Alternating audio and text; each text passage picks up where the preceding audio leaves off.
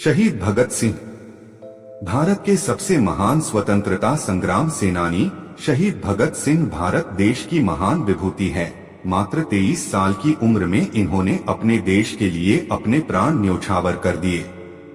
भारत की आजादी की लड़ाई के समय भगत सिंह सभी नौजवानों के लिए यूथ आइकॉन थे, जो उन्हें देश के लिए आगे आने को प्रोत्साहित करते थे। भगत सिंह का जन्म पंजाब के नवांशहर जिले के एक सिख परिवार में 27 सितंबर 1907 को हुआ था। उनकी याद में अब इस जिले का नाम बदलकर शहीद भगत सिंह नगर रख दिया गया है।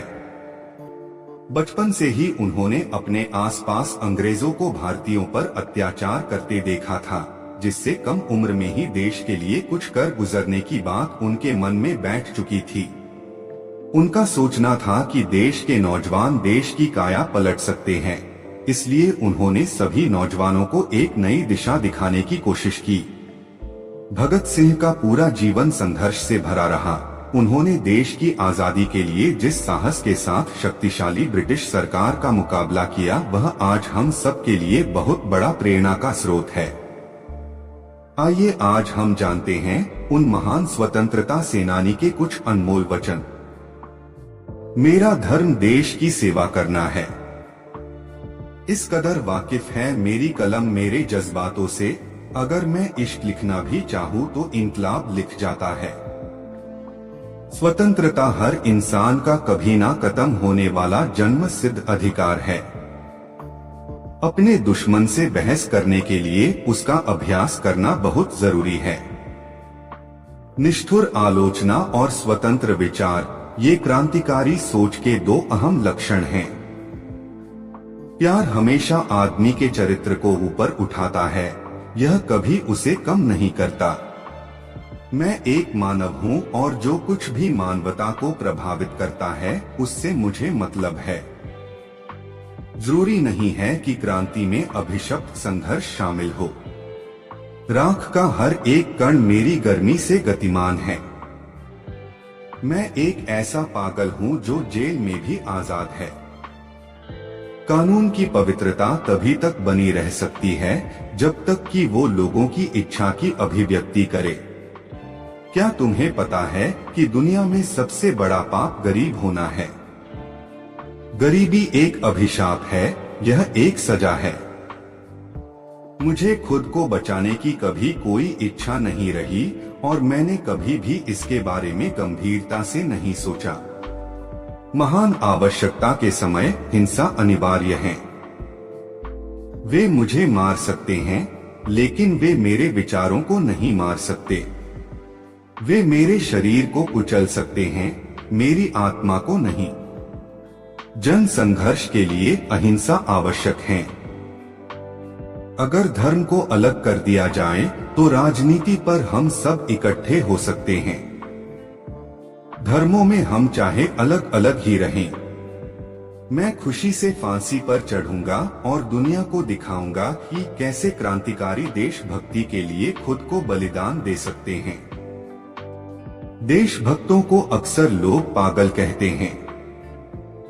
मेरा जीवन एक महान लक्ष्य के प्रति समर्पित है, देश की आजादी। दुनिया की अन्य कोई आकर्षक वस्तु मुझे लुभा नहीं सकती।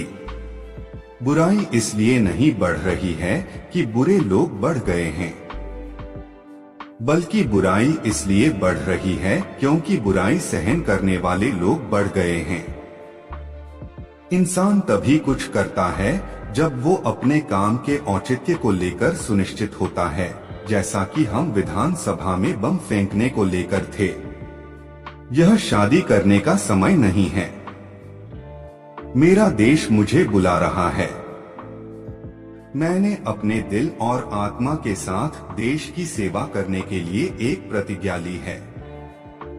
व्यक्तियों को कुचलकर वे विचारों को नहीं मार सकते। पिस्तौल और बम इंकलाब नहीं लाते, बल्कि इंकलाब की तलवार विचारों की शान पर तेज होती है, और यही चीज थी जिसे हम प्रकट करना चाहते थे। क्रांति की तलवार तो सिर्फ विचारों की शान से तेज होती है। किसी भी इंसान को मारना आसान है, परंतु उसके विचारों को नहीं। महान साम्राज्य टूट जाते हैं, तबाह हो जाते हैं, जबकि उनके विचार बच जाते हैं। मैं इस बात पर जोर देता हूं कि मैं महत्वाकांक्षा, आशा और जीवन के प्रति आकर्षण से भरा हुआ हूं, लेकिन मैं जरूरत पड़ने पर ये सब त्याग सकता हूं, और यही सच्चा बलिदान है। कोई भी व्यक्ति जो जीवन में आगे बढ़ने के लिए तैयार खड़ा हो, उसे हर एक रूढ़िवादी चीज की आलोचना करनी होगी, उसमें अविश्वास करना होगा और चुनौती भी देना होगा। यदि बहरों को सुनाना है तो आवाज को बहुत जोरदार होना होगा। जब हमने असेंबली में बम गिराया था तो हमारा मकसद किसी को मारना नहीं था, हमने अंग्रेजी हुकूमत पर बम गिराया था। हाय फ्रेंड्स, आपको हमारा यह जानकारी कैसा लगा हमें कमेंट में बताएं, और यह जानकारी पसंद आया है तो इसे अपने दोस्तों के साथ शेयर जरूर करें। इसी प्रकार की और बेहतरीन जानकारी के लिए हमारे साथ जुड़े रहे। इस वीडियो को देखने के लिए धन्यवाद।